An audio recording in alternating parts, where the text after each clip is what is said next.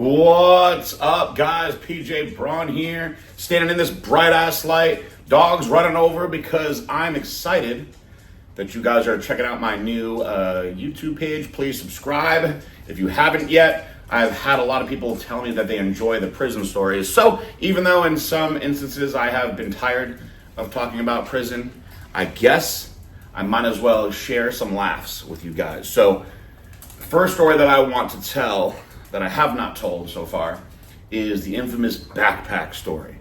But before I tell this story, I have to explain to you what a negative contract is. So at the prison camp that I was at, they had a term called negative contracts that, from what I understand, not a lot of other prisons use that term. It is an RDAP term. However, there was a no negative contract policy at my prison. And you would get in major trouble if you were caught with a negative contract. In fact, you could even get thrown out of the program, lose your year off. It was a very big deal. So what is a negative contract? Now, when I first got to the camp, right, they bring you to this A&O orientation and you watch a series of videos. The first video you watch, actually, I'm going to get off track for a little bit here, is a video where it literally has a guy's face zoomed into the camera and he's like, "My name is Bob Smith and I was gang raped in prison." And I remember being like, whoa, like I couldn't believe that that's what we were getting into. So you watch a whole video on the prison rape stuff, and then you watch another video about guys who've been raped in prison. You go through all that, so you're like, okay, this is really where I am right now. And then they show you a video on what negative contracts are, right? And the video starts out with a guy getting a candy bar left on his pillow. And he goes in and he sees it and he takes the candy bar out and he walks out into the common area and he goes, "I am not interested," and throws it down on the ground.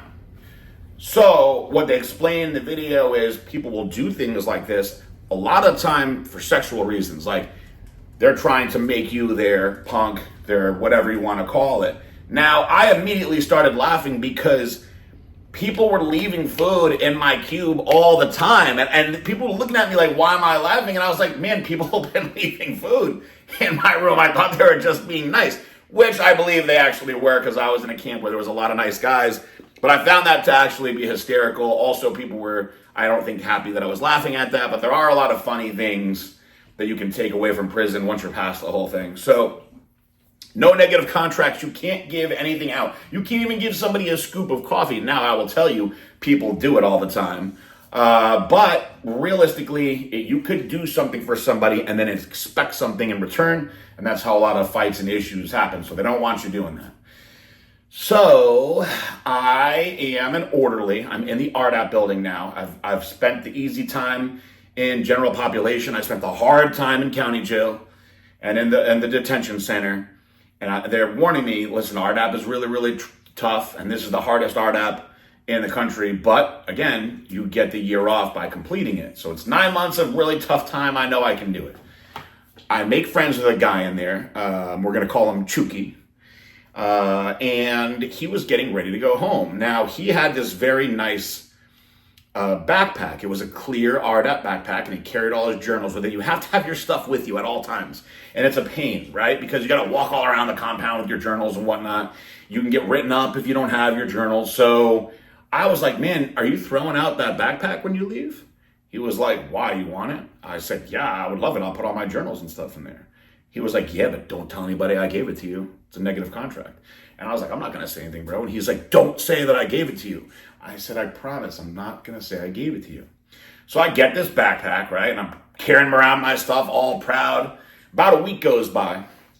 And I'm in Jumpstart in the morning, which is how you have to start your day every day. So there's 100 other inmates in there. And it's usually like a free-for-all in there. And we'll get into this and more stories as time goes on. So the DTS, drug treatment specialists, were broken down into 4 groups. But there was one, and I'm going to change her name to Miss Adamson, who notoriously hated me for 9 months, where people were like, man, I feel bad for you. And this, I believe, is what started her hatred for me.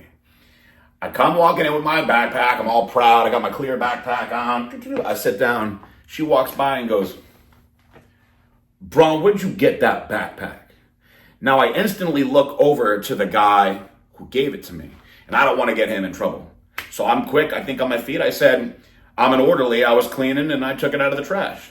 She said, you took it out of the trash? You took it out of the trash, Braun?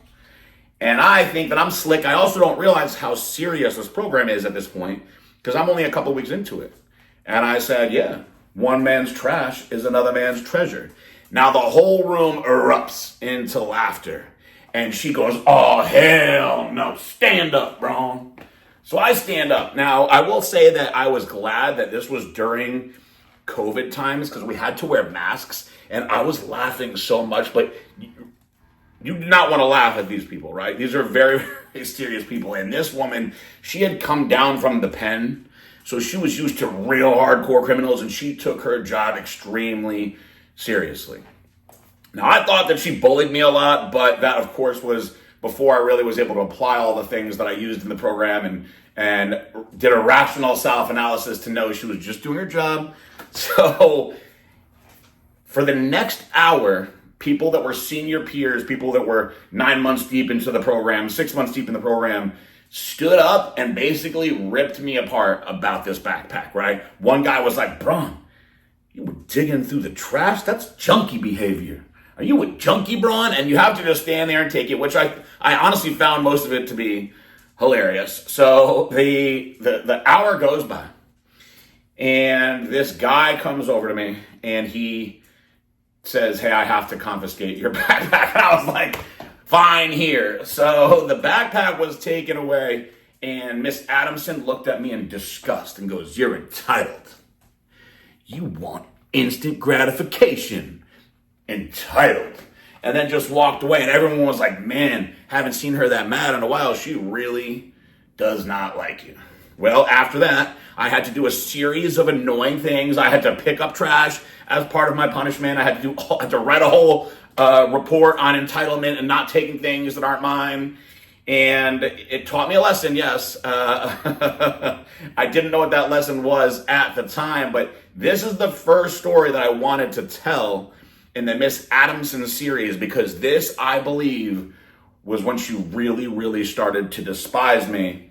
And the stories get better from here. So I hope you enjoy that one. Subscribe to the page, PG Braun Fitness. I got a lot going on that's different than what I used to be doing, but I'm making the best of it until I can get back to my company in a couple years. I love you guys all very much. God bless you all. Peace out. Bye.